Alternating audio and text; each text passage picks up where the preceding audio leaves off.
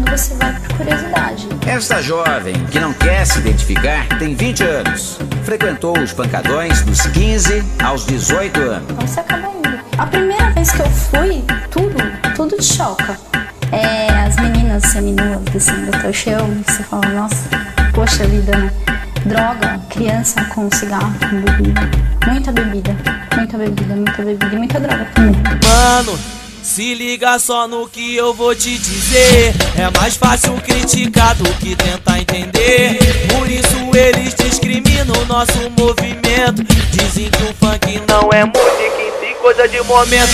Mesmo que eu te explicasse, mano, tu não entenderia. Porque eu canto realidade, não apologia.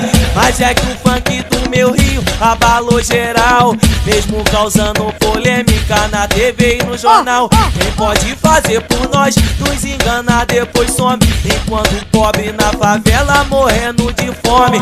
Mas que mundo é esse de valores invertidos, onde a maioria é inclusa na parte dos excluídos? Se lutar for preciso, não deixarei pra trás a voz que dá o grito, eles calaram jamais.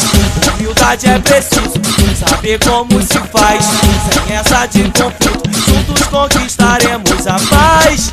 Pois justiça e liberdade, fé em Deus é pra todas as comunidades. Acredito em um homem que veio pregar a humildade entre nós para nos salvar. Eu quero é muita paz. Pois justiça e liberdade, fé em Deus é pra todas as comunidades.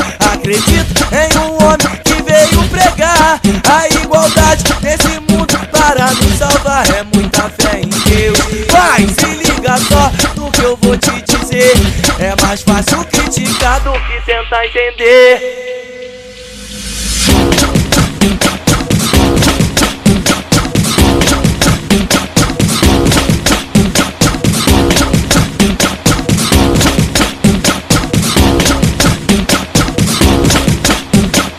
Mano, se liga só no que eu vou te dizer. É mais fácil